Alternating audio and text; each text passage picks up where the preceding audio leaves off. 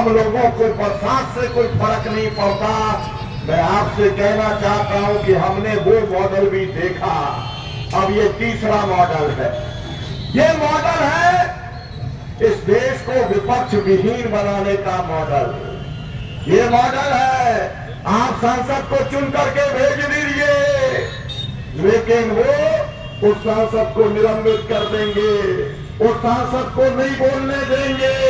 राहुल गांधी को निकलना पड़ेगा यात्रा के लिए ये कह करके कि मुझे संसद में बोलने ही देते, और जब पूरा विपक्ष बोलेगा तो 145 सांसदों को संसद से बाहर निकालने का काम करेंगे। और अब आपने देखा 10 जगहों पर सरकार बनी थी, इस मध्य प्रदेश में भी कमलनाथ की सरकार बनी, 22 विधायकों को खरीद लिया। बड़े राजे महाराजे भी, पुष्पराज जी के इलाके के राजे महाराजे भी खरीदे गए। मुंबई वालों की तो बात समझ में आ गई, 50-50 करोड़ में बिका एक एक विधायक वहां का। मतलब 10 राज्यों में विपक्ष की सरकारें बनी, लेकिन भारतीय जनता पार्टी ने विधायकों को खरीद के, डरा के, धमका के, सीबीआई भेज करके, इनकम टैक्स की रेड करा करके, ईडी से दबाव डलवा करके, और उन्होंने अपनी सरकार बनाने का काम किया। और अब ये मॉडल है चौथा मॉडल, जिसमें खजुराहो देखा, फिर सूरत देखा, और फिर आपने इंदौर देखा। मैं कहना चाहता हूं राजनीतिक दलों से और इंदौर के मतदाताओं से, इस मॉडल को गंभीरता से समझ लेना। इसी को तानाशाही कहते हैं, यही पुतिन चला रहा है। विपक्ष को जिंदा नहीं छोड़ना है, विपक्ष को खत्म कर देना है। कहने के लिए चुनाव होगा, लेकिन उसके अंदर विपक्ष नहीं ला पाएगा। ये हम लोग कई बार सरपंची के चुनाव में देखते हैं, कई बार हम ये मंडी के चुनाव में देखते हैं, कई बार हम लोग सोसाइटी के चुनाव में देखते हैं कि जो विपक्ष के जो उम्मीदवार होते हैं उनका फॉर्म रद्द कराने का काम कर दिया जाता है। इस तरीके का जो मॉडल है उसको आप रिजेक्ट करने का काम करिए। मैं आपसे निवेदन करना चाहता हूं, जब आप वोट देने के लिए जाए इंदौर के नागरिकों, तो आपके सामने लखीमपुर का वो दृश्य होना चाहिए जब अजय मिश्रा कहनी गृह राज्य मंत्री के लौटे में किसानों को अपनी धार जीप से कुचलने का काम किया था। 4 किसानों को और एक पत्रकार को कुचल दिया था, और उसको फिर से टिकट दे दिया। कहनी के अलावा कोई दूसरा व्यक्ति नहीं है भारतीय जनता पार्टी के पास में एक हत्यारे के बाप को टिकट देना, एक किसानों के कुचलने वाले षड्यंत्रकारी के को टिकट देने का काम करना। इससे बड़ा कोई दूसरा अपराध नरेंद्र मोदी तुम नहीं कर सकते, भारतीय जनता पार्टी के लोग तुम नहीं कर सकते। लेकिन इसकी सजा कौन देगा? इसकी सजा तो मतदाताओं को देनी होगी। मैं आपसे कहना चाहता हूं, आप जब वोट डालने जाए तो आप कांग्रेस शुभकरण सिंह पंजाब के अंदर खनौरी बॉर्डर पे, शंभू बॉर्डर पे जो आंदोलन चल रहा है वहां पर आंदोलन कर रहा था। हरियाणा की पुलिस घुसी और पंजाब के उस नौजवान के सिर पर गोली आर पार करने का काम किया। मैं आपसे कहना चाहता हूं, दूर की बात नहीं कर रहा, आपके मंदसौर के अंदर 6 किसानों की हत्या करने का काम शिवराज सिंह की सरकार ने किया था।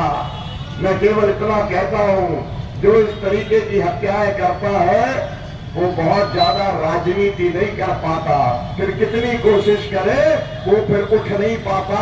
इतिहास के अंदर इसके बहुत सारे उदाहरण दर्ज है, मैं विस्तार से उसके बारे में अभी नहीं बोलूंगा। मेरा कहना है, आप अगर मजदूर है, आप याद करिए उन मजदूरों का चेहरा जब अचानक लॉकडाउन कर दिया गया और लाखों मजदूर 1000-2000 किलोमीटर 500 किलोमीटर पैदल चलने के लिए मजबूर कर दिए गए। रास्ते में 250 से ज्यादा मजदूर मर गए। शहीद हो गए, खत्म हो गए। मैं पूछना चाहता हूं मोदी जी, राम मंदिर पहुंचाने के लिए तुम्हारे पास में ट्रेनें हैं, तुम्हारे पास में मजदूरों को उनके घर तक पहुंचाने के लिए तुम्हारे पास में ट्रेनें नहीं थी, तुम्हारे पास में ट्रेनें नहीं थी तो कोई बात नहीं, तुम एक हफ्ते का समय दे देते, सब लोग अपने आप घर पे वापस पहुंच जाते। मेरा कहना है ये बहुत क्रूर व्यक्ति है, ऐसे क्रूर शासक को हराना बहुत ज्यादा जरूरी है। इस व्यक्ति ने जितने अत्याचार किए हैं, इससे ज्यादा अत्याचार आजाद हिंदुस्तान में 76 वर्षों के अंदर कोई दूसरे लोगों ने नहीं किए। मैं आपसे कहना चाहता हूं, आपको इसलिए वोट देना चाहिए एसयूसीआई के उम्मीदवार को, अजीत सिंह को, क्योंकि ये किसानों का और मजदूरों के संघर्ष का प्रतीक है। ये उनके लिए लड़ने वाला साथी है, ये बेरोजगार नौजवानों के लिए लड़ने वाला साथी है। मोदी जी, इस पूरी दुनिया के अंदर अगर झूठों का कोई सरताज घोषित करना हो या अगर झूठों में से किसको नोबेल प्राइज देना है, ये तय करना हो, तो उसके विजेता नरेंद्र मोदी होंगे। उन्हीं को ये पुरस्कार मिलेगा, क्योंकि उन्होंने कसम खाई है कि वो कभी झूठ बोलने का, सच बोलने का काम नहीं करेंगे। और आपने देखा, किसानों से उन्होंने कहा था कि हम आय दुगनी करने का काम करेंगे, बेरोजगारों से कहा था 2 करोड़ रोजगार देने का काम करेंगे। तमाम सारे वायदे किए थे, लेकिन उन वायदों को पूरा करने का काम नहीं किया।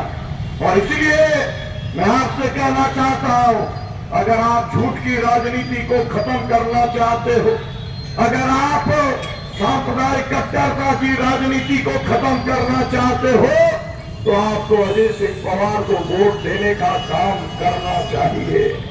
मैं आपसे ये कहना चाहता हूं, भारत का संविधान खतरे में है, केवल इसलिए नहीं कि आरक्षण खत्म हो जाएगा, वो भी एक बहुत बड़ा मुद्दा है कि आरक्षण खत्म हो जाएगा, लेकिन उसके साथ साथ में जो आज हम सभा कर रहे हैं, जो आज हम आंदोलन कर लेते हैं, उसका अधिकार भी खत्म हो जाएगा।